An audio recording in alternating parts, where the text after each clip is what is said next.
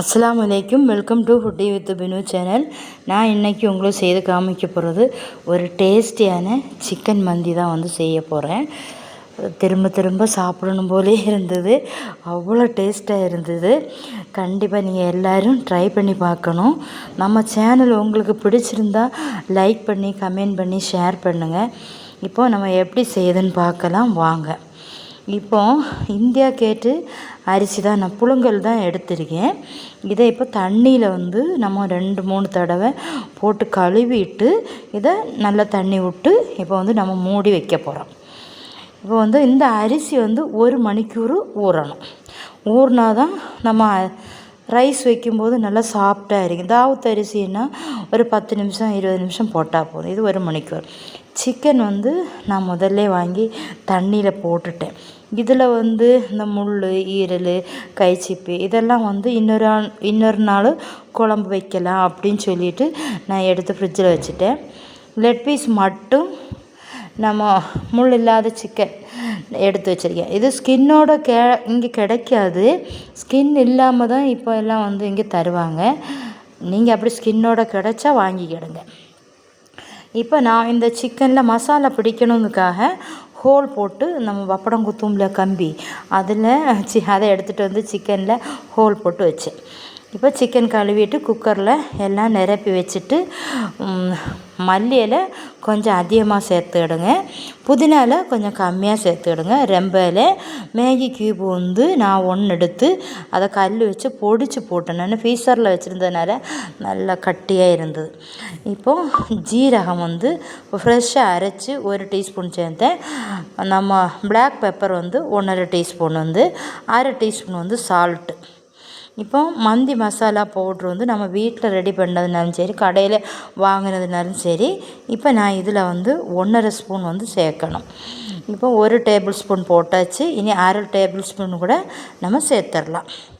சேர்த்துட்டு இதில் பெரிய லெமனாக இருந்தால் 1 பாதி எடுத்தால் போதும். புளிப்பு இல்லை ஒரு மாதிரிக்கு நிறைய புளிப்பாக இருந்தால் சாப்பிட முடியாது. இப்போ பாதி தான் விடணும் இதில். இப்போ சன்ஃப்ளவர் ஆயில் 1/2 ஸ்பூன் சேர்த்துருக்கேன். கிராம்பு ஒரு 4 எண்ணம் போட்டுக்கிடுங்க. ஒரு துண்டு பட்டை, 2 ஏலக்காய் இதை சேர்த்துக்கிடுங்க. சேர்த்துட்டு கை வச்சு தானே இது நல்லா மசாலா பிடிக்கிற மாதிரி நல்லா திரும்பி எடுக்கணும். நல்லா சிக்கனில் பிடிக்கிற மாதிரி எடுக்கணும்.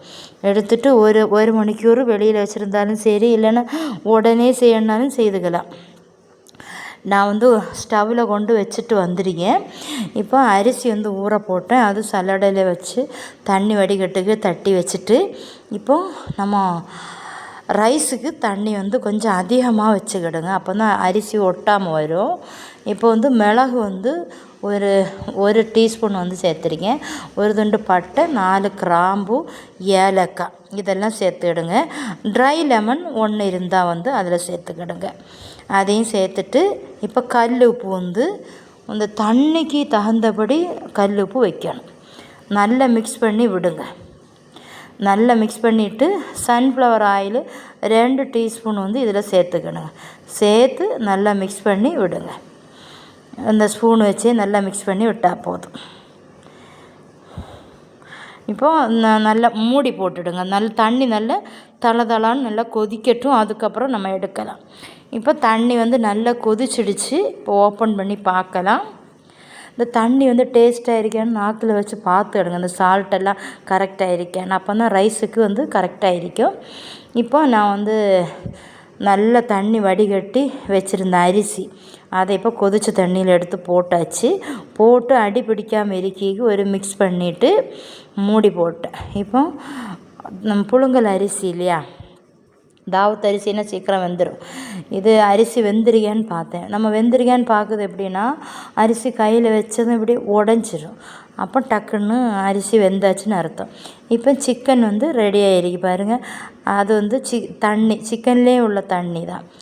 இப்போது நம்ம அரிசி வெந்ததுக்கப்புறம் நம்ம சல்லடையில் தண்ணி வடிகட்டி இந்த குக்கரில் எடுத்து போட்டுறணும். 2-3 ஸ்டெப்பாக அப்படி எடுத்து போட்டுட்டு நிரப்பி வச்சுக்கிடணும். நிரப்பிட்டு இதில் மஞ்சள் கொஞ்சம் தண்ணியில் கலத்தி ஒரு கலருக்காக நான் இதில் சேர்த்துருக்கேன். இப்போ வந்து ஒரு 10 பச்சை மிளகாய் எடுத்துகிட்டு வந்து சைடு ஓரமாக வந்து எல்லாம் அடுக்கி விட்டுட்டேன். அப்போ சாப்பிடும் போதும் திறக்கும் போதும் நல்ல டேஸ்ட்டாக. நான் சும்மா நினைக்காதீங்க, கண்டிப்பாக நீங்கள் இதை ட்ரை பண்ணிவிட்டு எனக்கு கமெண்ட் பண்ணுங்கள். இப்போ ஒரு விசில் வந்துச்சு, சிக்கன் எல்லாம் ரெடி ஆச்சுது. நான் தம் போட்டு கொண்டு வந்திருக்கேன். இங்கே பாருங்க, இப்போ ஒரு தாளால் நான் எடுத்து தட்டி காமிச்சு தரேன். சரியா? பாருங்கள், சிக்கன் எல்லாம் ரெடி ஆகிடுச்சிச்சா. ரைஸு கபான்னு மணக்குது. டேஸ்ட்டு பயங்கரமாக இருந்தது. நான் இப்போ சிக்கன் எல்லாம் தனியாக எடுத்து வச்சேன், ஏன்னா சிக்கன் எல்லாம் உடஞ்சிரும். இப்போ ரைஸை வந்து திருப்பி கொஞ்சம் பெரட்டி மிக்ஸ் பண்ணி எடுக்கணும், பார்த்துடுங்க. அப்போ தான் நமக்கு வந்து ரைஸ் சாப்பிட்றது நல்ல டேஸ்ட்டாக. இப்போ நான் ஒரு பிளேட்டில் எடுத்து வச்சேன், பிள்ளைங்களுக்கெல்லாம் கொடுக்கறதுக்காக வந்து எடுத்து வச்சேன். இப்போ வந்து நான் சிக்கனே அதுக்கு மேலே எடுத்து வச்சுட்டு, நான் சைடிஷ்ஷாக வந்து நம்ம ஒரு சாஸ் வந்து ரெடி பண்ணேன். அது நல்லா இருக்கும்.